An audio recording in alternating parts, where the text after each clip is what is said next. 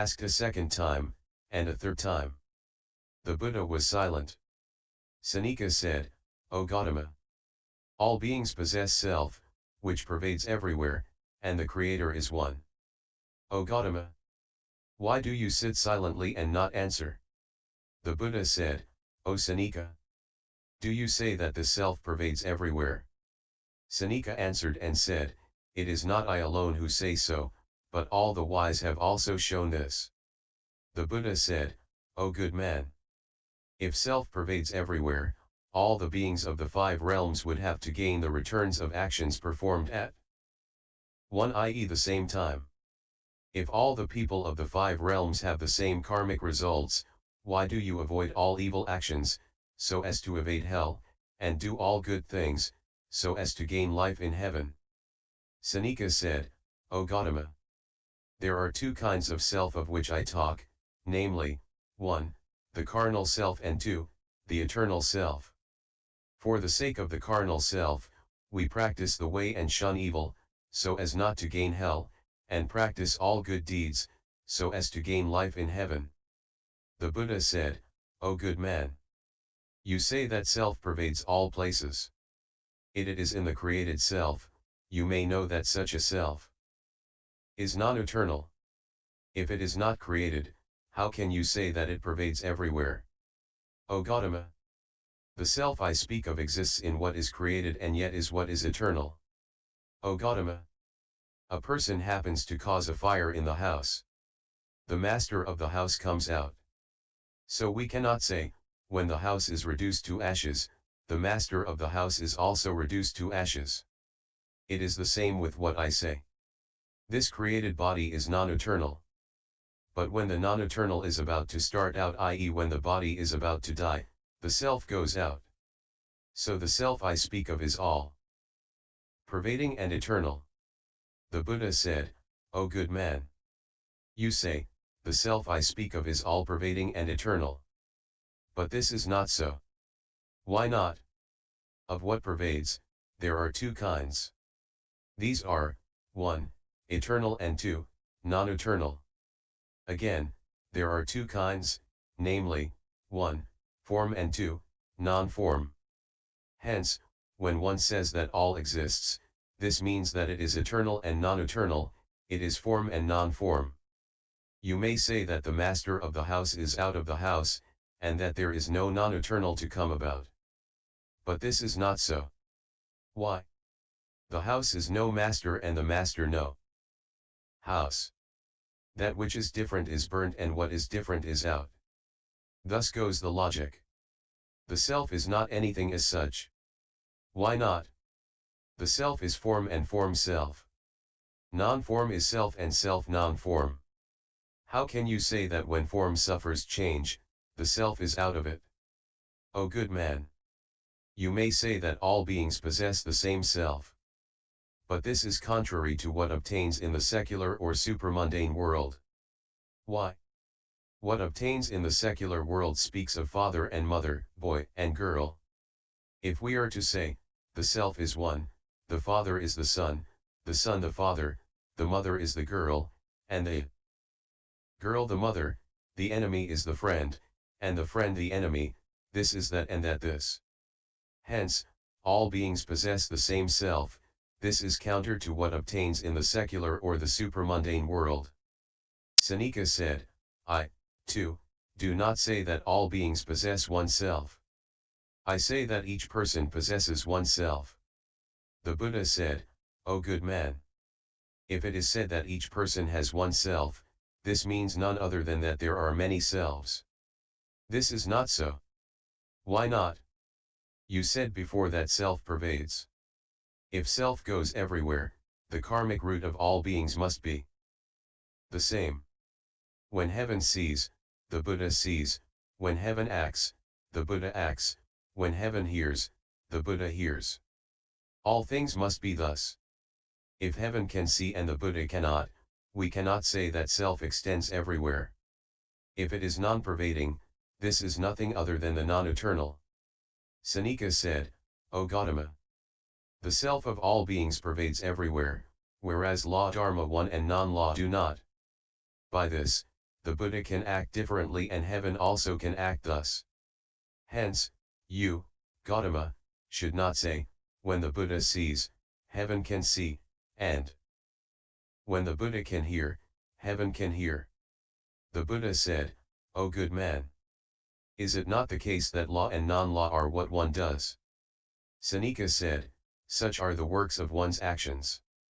The Buddha said, if law dharma, that which exists, and non-law are what one does, this means the same thing. How could they be different? Why?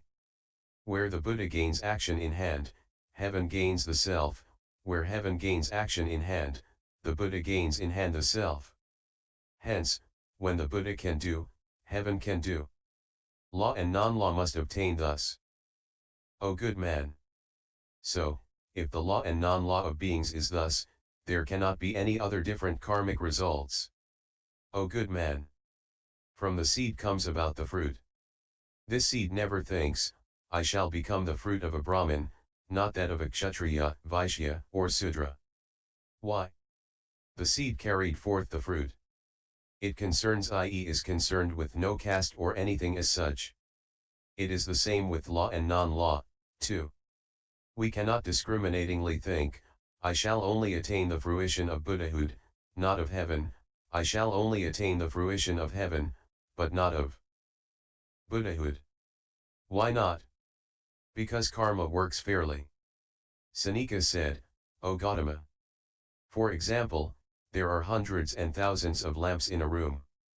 The wicks may differ, but the light does not differ. The fact that the wicks of the lamps differ can be compared to law and non-law, and the fact that there is no difference in the light can be compared to the self of beings.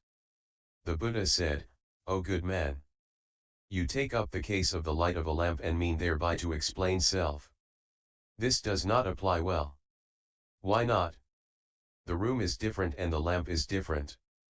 The light of the lamp goes around the wick and it also pervades the room. If the self you speak of is thus, self must lie around law and non-law. There must be law and non-law in self. If law and non-law do not exist in self, one cannot say, it pervades all places. If they go together, how can we employ the analogy of the light of the wick? O good man! If you truly mean to say that the wick and the light are different, why is it that when the number of wicks increases, the light becomes brighter, and when the wick is spent, the light, too, dies out? Hence, we can compare law and non-law to the wick and the light, and the non-difference of light to self. Why? Because the three, law, non-law, and self, are but one. Seneca said, O Gautama! You take up the simile of the lamp. This is unfortunate. Why? If the simile of the lamp is good, I have already employed it before. If it is unfortunate, what more need is there to refer to it again? O good man! I employ analogies. But these have nothing to do with what is fortunate or unfortunate. I accord with your will, and in the analogy I say that there is light away from the wick and that there is light along with the wick. Your mind is not fair. You purposely take up the case of the wick and the lamp and compare these to law and non-law, and liken the light to self. That is why I mean to reprove you on this point. The wick is the light. Is there any light away from the wick? Dharma is at once, i.e. at the same time the self is at once Dharma. Non-Dharma is at once self and self at once non-Dharma. Now, you say, why does one take up one aspect and not take up the other? But such a simile is unfortunate for you. That is why I crush you instead. O good man! Such an analogy does not work out, i.e. does not work well as an analogy. Due to the fact that it does not constitute an analogy, it works favorably on my side and not on yours. O good man! You may think, if it is unfortunate for me, is it not also so for you? But this is not so. Why not? In the world we see a person who kills himself with his own sword, whatever is done by one's own hand is made use of by others. The analogy you employ works likewise. Luck is on my side and ill luck on yours. Seneca said, O Gautama! you reproved me before for the unfairness of my mind. Now, what you say is not fair either. Why not? O Gautama! You now direct ascribe luck to yourself and bad luck to me. From this, I conclude and see this unfairness. The Buddha said, what is not fair on my side truly breaks destroys. Evens out what is not fair on your side. Because of this, what is fair with you and what is not on my side bespeak luck. What is not fair on my side breaks what is not on your side, and you harvest what is fair. This is the fairness on my side. Why? Because this calls forth what is fair on all holy persons. Seneca said, O Gautama! Self is always fair. How can you say that you crush out the non-fair? All beings possess self all equally. How can you say that self is not all equal? O good man! You too say that one gains birth in hell, one gains birth in the realm of hungry pretas, one gains birth in the animal realm, and one gains birth in the worlds of humans and gods. If self already pervades the 5 realms, can one say that one gains life in various realms? You also say that through the harmony, i.e. coming together of parents, a child comes about. If there is a child beforehand, how can one say that through harmonization a child comes about? Because of this, one possesses the body of the 5 realms. If it is the case that these 5 realms already precede the carnal existence of the body, how can one say that one enacts karma? Hence, unequal. O good man! You may mean to say that self is that which does. But this is not so. Why not?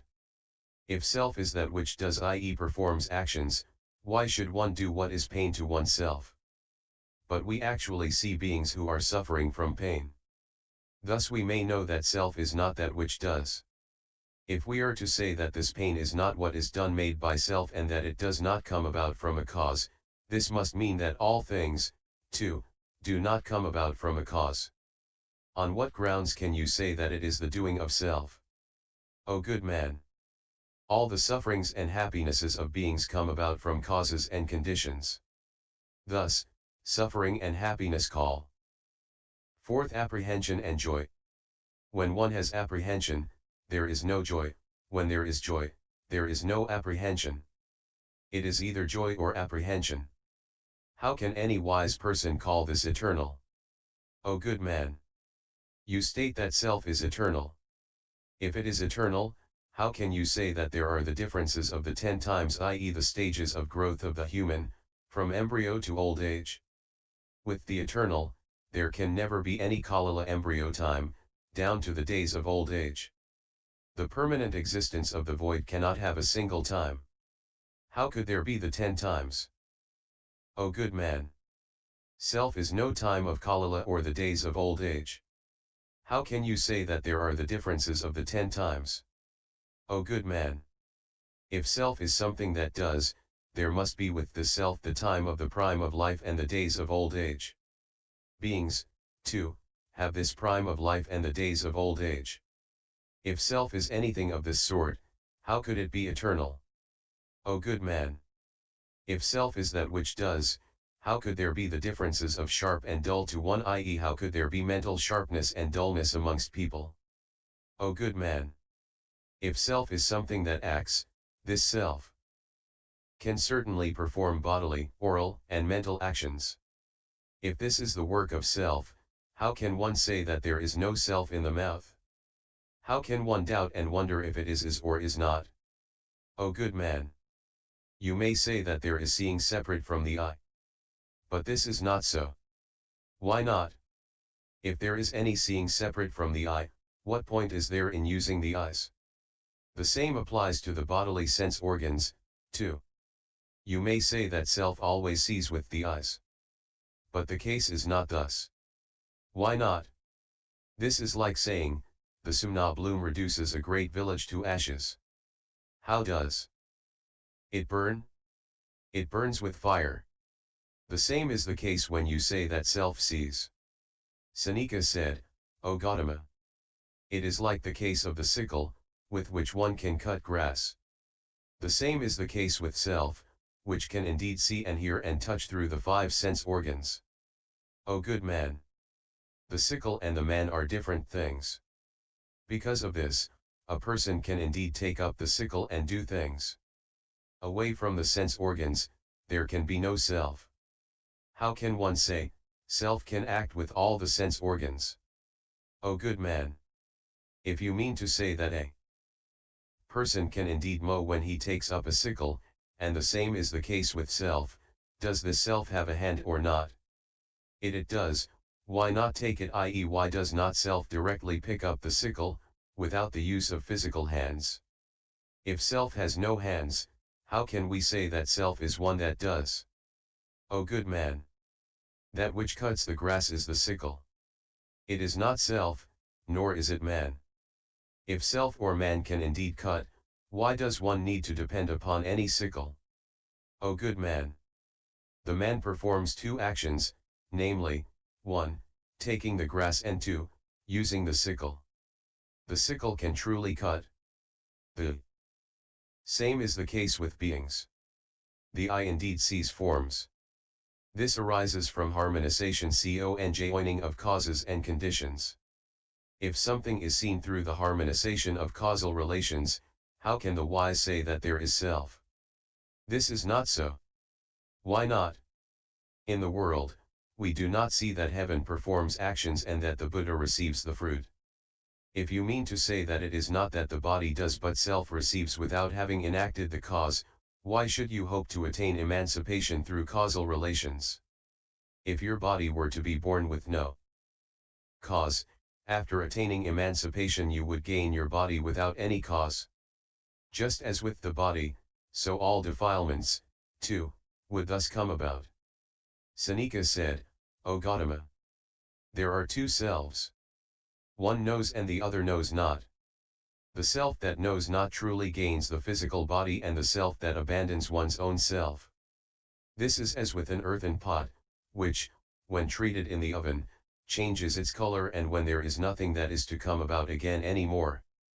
It is also thus with the defilements of a wise person. There is no more coming about of them. The Buddha said, O good man! You speak of knowing. Is it the intellect that knows or self that knows? If the intellect can know, why do we say that self knows? If self knows, why do we particularly work out means for knowing? If you mean to say that self knows through the intellect, this is as in the case of the analogy of the flower, which breaks and falls. O good man! This is as in the case of a tree that has thorns, which prick by nature. We cannot say that the tree takes the thorns and pricks. It is the same with the intellect. 2. The intellect knows by itself. How can we say that self takes the intellect and knows? O good man! You say in your teaching that self arrives at emancipation. Is it the non-intellectual self or the intellectual self which gains this? If it is the non-intellectual self which gains this, we can know that it must still possess defilement. If it is the case that the intellect gains emancipation, we can know that there are already the five senses and sense organs. Why?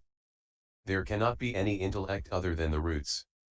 If all the root organs are perfect, how can we say that the person arrives at emancipation? If the nature of self is pure and is separate from the five roots, how can it pervade, and exist in, the five realms? Why does a person practice all good deeds to arrive at emancipation? O good man! For example, it is like extracting thorns from the void. Things go the same with you. If the self is pure, how can we say that a person cuts off all defilements? If you intend to say that the person arrives at emancipation not being based on causal relations, why is it that all animals do not arrive at it? Seneca said, O Gautama! If it is selfless, whoever can remember well? The Buddha said to Seneca, if there is self, why do we forget? O good man! If remembering is self, why do we remember unhappy things, remember what we do not wish to remember, and not remember what we mean to remember? Seneca said, O Gautama! If there is no self, who sees and who hears. The Buddha said, one has 6 spheres within and 6 dusts, i.e. the 6 sense fields without. The inner and outer conjoin and one gains the 6 kinds of consciousness. Now, these 6 consciousnesses gain their name through causal relations. For example, a fire comes about from a tree, and we speak of a tree fire. Grass catches fire, and we speak of grass fire. Bran catches fire, and we speak of bran fire. Cow dung catches fire, and we speak of cow dung fire. It is the same thing with the consciousness of beings, too. We gain consciousness by means of the eyes, color, light, and desire, and we say eye consciousness. O good man! Such eye consciousness does not exist in the eye, nor in the desire, etc. The 4 things conjoin and we get this consciousness. It is the same with the consciousness of mind. If things come into being thus, we cannot say that knowing and seeing are self, and that touching is self. O good man! That is why we say that self is the eye consciousness down to mental consciousness, and that all things are phantoms. How are they like phantoms? Because of the fact that what originally was not is what now is, and what once was is now no more. O good man! For example, the mixing together of butter, barley, flour, honey, ginger, pepper, pipali along. Pepper, grapes, walnuts, pomegranate, and suishi, a kind of prune, is called kangigan, possibly the name of a drug. Apart from this mixing together, there can be no kangigan. The 6 spheres of the inner and outer are what we call the being, self, man, or male. Other than the spheres within and without, there can be no being or man. Seneca said, O Gautama! If selfless, why do we say, I see, I hear, I have sorrow, I feel bliss, I have apprehension, or I am glad? The Buddha said, O good man! If we say I see, I hear, etc., this implies that there is a self. Why does the world say, the sins of our deeds are not what I see or hear about? O good man! The coming together of the 4 armies, i.e. the 4 constituent parts of an army, is termed an army. These 4 are not one, but we say, our army is valiant, our army is superior to his. It is the same with what comes about through the conjoining together of the inner and outer spheres, too. Though they are not one, we say, I do, I feel, I see, I hear, I have sorrow, I feel bliss. Seneca said, O Gautama! You speak of the conjoining together of the inner and outer. Who is it that says, I do, I feel? The Buddha said, O Seneca! From the causal relations of the ignorance of craving comes about action, from it existence, from it the innumerable varieties of mental actions, and mental wakefulness in perception. This mental wakefulness in perception causes the wind to rise, and the wind, following the mind, touches the throat, tongue, teeth, and lips. The inverted voice of the image of the being comes out and says, I do, I feel, I see, and I hear. O good man! The bell on top of a hanging ensign rings due to causal relations. If the wind is strong, the sound is strong. If the wind is weak, the sound is weak. And yet, no one does it. That is how matters stand. When a heated iron is put into water, this engenders various sounds. And yet, there is truly no one who does it, i.e. who makes those sounds. The case is thus. O good man! The common mortal is unable to think or discriminate such things and says, there is self, and what belongs to self, I do, I feel, etc. Seneca said, O Gautama! You say that there is no self, and nothing that belongs to self. Then, why do you speak of the eternal, bliss, the self, and the pure? The Buddha said, nobly. Born one, I have never taught that the 6 inner and outer ayatanas sense spheres and the 6 consciousnesses are eternal, blissful, the self, or pure, but I do declare that the cessation of the 6 inner and outer ayatanas and the 6 consciousnesses arising from them is termed the eternal. Because that is eternal, it is the self. Because there is eternity and the self, it is termed blissful. Because it is eternal, the self and blissful, it is termed pure. Nobly born one, ordinary people abhor suffering, and by eliminating the cause of suffering, they may freely / spontaneously distance themselves from it. This is termed the self. Therefore, I have spoken of the eternal, the self, the blissful, and the pure. Point 2. Sina asked, according to Gautama's opinion, then, that there is no I, let me ask what can be the meaning of that description he gives of nirvana, that it is permanent, full of joy, personal, and pure.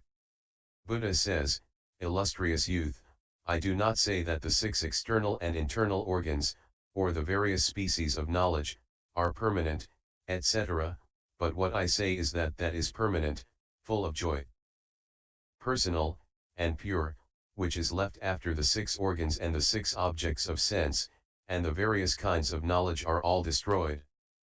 Illustrious youth, when the world, weary of sorrow, turns away and separates itself from the cause of all this sorrow, then, by this voluntary rejection of it, there remains that which I call the true self, and it is of this I plainly declare the formula, that it is permanent, full of joy, personal, and pure. Seneca said, O world-honored one, great compassionate one, explain to me, I pray, how I am to attain the eternal bliss, the self, and the pure, about which you speak. The Buddha said, nobly born one, the entire world possesses great pride mana from the very beginning, which augments pride and also functions as the cause of further pride and proud actions. Therefore, beings now experience the results of pride and are not able to eliminate all the kleshas mental / moral defilements and attain the eternal, blissful, the self, and the pure. If beings wish to do away with all defilements, what they need to do is, first of all, to make away with pride. 3. Seneca said, O world-honored one, it is thus, it is thus. All is as your holy teaching says. I had, from the very start, arrogance, I was grounded on the causal relations of this arrogance. That is why I addressed you by the family name of Gautama. I am now removed from such great arrogance. That is why, with the sincerest heart, I seek Dharma. How am I to arrive at the eternal bliss, the self, and the pure? The Buddha said, listen carefully to me, listen carefully. I shall now explain matters to you in detail. O good man! If all thoughts of your own self, of others, and of beings are done away with, you will segregate yourself from such. Seneca said, O world-honored one, I have now understood and gained the right Dharma. The Buddha said, in what way have you known, understood, and gained the right Dharma? O world-honored one, the physical form rupa of which we speak is not our own, not another's, nor that of beings. So does it obtain with all the skandhas down to consciousness. Seeing things thus, I have arrived at the right Dharma. O world-honored one, I am now very eager to renounce the world and be admitted into the order. Be good enough to admit me into the order. The Buddha said, welcome, O bhiksu. At once he was perfect in pure actions, and he attained arhatship. Among the Tirthayikas, there was a Brahmacharin present by the name of Kashyapa. He also said, O Gautama, is the body life? Or are body and life different things? The Tathagata said nothing. So he asked a second and a third time. The Brahmacharin again said, O Gautama, a man dies and does not yet gain his next body.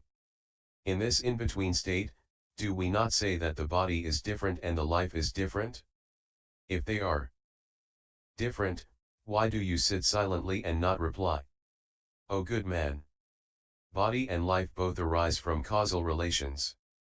I say that nothing comes about without causal relations. As with the body and life, so does it proceed with all things. The Brahmacharin further said, O Gautama, I see things in the world that do not proceed in accordance with causal relations.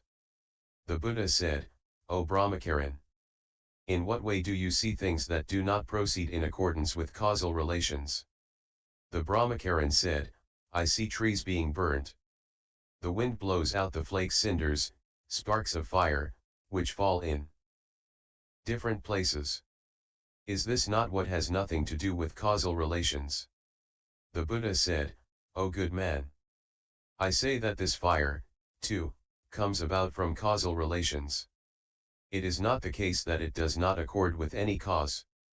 The Brahmacharin said, O Gautama, when the fire flakes go, i.e. move off, these do not depend upon fuel or charcoal. So how can we say that these are dependent on causal relations? The Buddha said, O good man, though there is no fuel or charcoal, the wind drives the fire flakes away.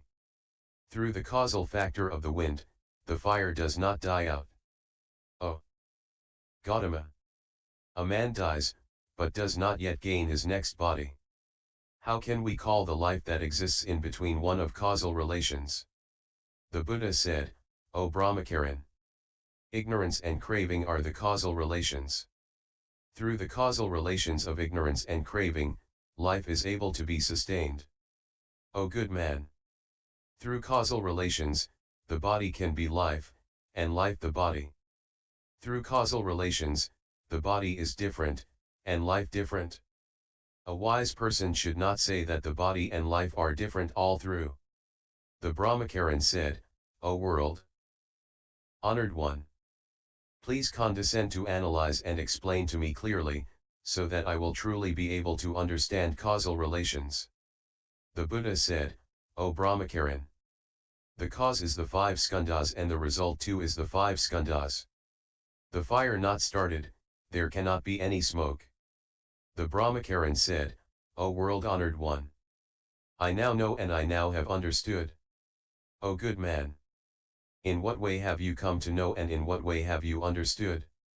O world honored one, fire is the defilement, which truly burns in the realms of hell, hungry pretas, animals, humans and the gods. The smoke is the karmic results which a person harvests, which are non-eternal, non-pure, and which emit a bad smell and are defiled and to be despised. Hence, smoke. If beings do not perform any defilement, there cannot be any karmic result of defilement. That is why the Tathagata says that where there is no fire, there is no smoke. O world-honored one, I now see correctly. What I wish for is that you will now allow me to renounce the world. Then the world-honored one said to Kaundinya, admit this Brahmacharin and allow him to receive the precepts. By order of the Buddha, he reported the matter to all the members of the Sangha and had him take the Upasampada. After 5 days, the man attained arhatship. Among the Tirthayikas, there was present a Brahmacharin by the name of Purana. He said, O Gautama, have you seen the fact that the world is eternal and do you say that it is eternal? Is what is said true or not true? Is it eternal, non-eternal, or eternal and non-eternal, or non-eternal and not non-eternal? Is it something that has a boundary line, is it without a boundary line, is it both with and without a boundary line, or is it something which does not have a boundary line or something that has no boundary line? Are the body and life one, or are body and life different? Or after the death of the Tathagata, are you one who has gone, or are you one who is gone and not gone, or one who is not one gone and not one who is not gone? The Buddha said, O Purana, I never say that the world where we live is eternal, falsely made, or real, that it is non-eternal, eternal and non-eternal, or non-eternal and not non-eternal, that it has or has not a boundary line, that it is not one that has a boundary line and one that is not one that has not a boundary line, that this is the body, this is life, that the body and life are different, that after the Tathagata's death, he is one gone, one not gone, one gone and not gone, or that he is not one gone, nor one not gone. Purana questioned further, O Gautama, what wrong do you see in this, that you do not say? The Buddha said, O Purana, if any person should say that the world is eternal, and this is real, and that all others are false, this is what is wrongly seen dristi, i.e. a faulty view or vision of things. What this wrong seeing sees is the action of wrong seeing, and this is the karma of wrong seeing, and this is the clinging of wrong seeing, and this is the bondage of wrong seeing, and this is the suffering of wrong seeing, and this is the cleaving of wrong seeing, and this is the fear of wrong seeing, and this is the heat of wrong seeing, and this is the bondage of wrong seeing. O Purana! Common mortals cling to what is wrongly seen, and cannot do away with birth, old age, illness, and death. Repeating lives in the 6 realms, they suffer from innumerable sorrows. And the same applies to what obtains regarding matters extending to not gone or not gone, also. O Purana! I see in this wrong seeing such a lapse. So I do not cling, and so I do not speak about it to other persons. O Gautama! If you see such a lapse, do not cling to it and do not speak about it. O Gautama, what do you now see, cling to, and speak about? The Buddha said, O good man! Now, the clinging of wrong seeing is the dharma of life and death. As the Tathagata has done away with life and death, he does not cling. O good man! The Tathagata is one who well sees, and who well speaks. But he is not one who clings. O Gautama! In what way do you well see and well speak? O good man! I well see suffering, the cause of suffering, the extinction of suffering, and the way to the extinction of suffering, and discriminate and speak about 4 such truths. I see thus. So, I segregate myself from all wrong seeings, all cravings, all streams and arrogances. That is why I am garbed in pure actions, unsurpassed quietude, and the eternal body. And this body also has no east, no west, no south, and no north. Purana said, O Gautama! Why does the eternal body have no east, no west, no south, and no north? The Buddha said, O good man! I shall now put a question to you. Answer as you will. Why? It is like making a big fire before you. When it burns, do you know whether or not it is burning? That is right. O Gautama! When the fire dies, do you know it or not? It is thus, it is. Thus, O Gautama! O Purana! When people ask, from where does the burning come and where does it go to, how would you reply? O Gautama! If there were anyone who were to ask this, I should reply, this fire starts up from various causal relations. When the original causal relation ends and the new causal relation has not yet come about, the fire dies. If again there is a person who asks, when extinguished, where does it go to, how would you answer? O Gautama! I should answer, when the causal relations end, it dies. It does not have any direction to turn to. O good man! It is the same with the Tathagata, too. If there is any non-eternal form down to non-eternal consciousness, there is burning, because it is based on craving. Burning means receiving the existences. Thus one can well say, when it burns, this fire has an easterly, westerly, southerly, or northerly direction.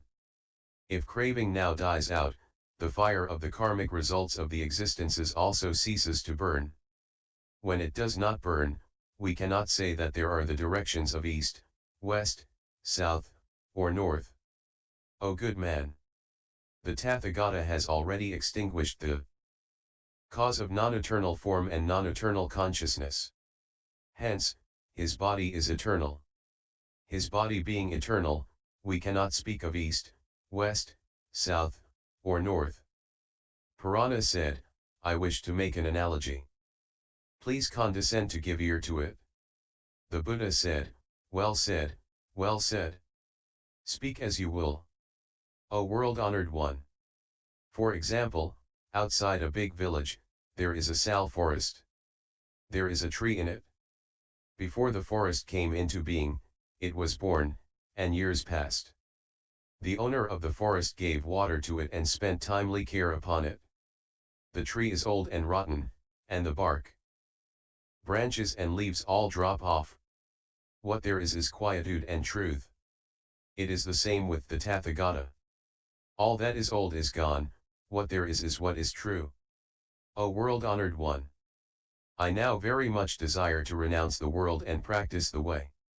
The Buddha said, "Welcome, O bhiksu." When the Buddha had said this, Purana at once entered the path and, defilement gone, attained arhatship. YouTube video Buddhist Sutras https://www.youtube.com/user/lich1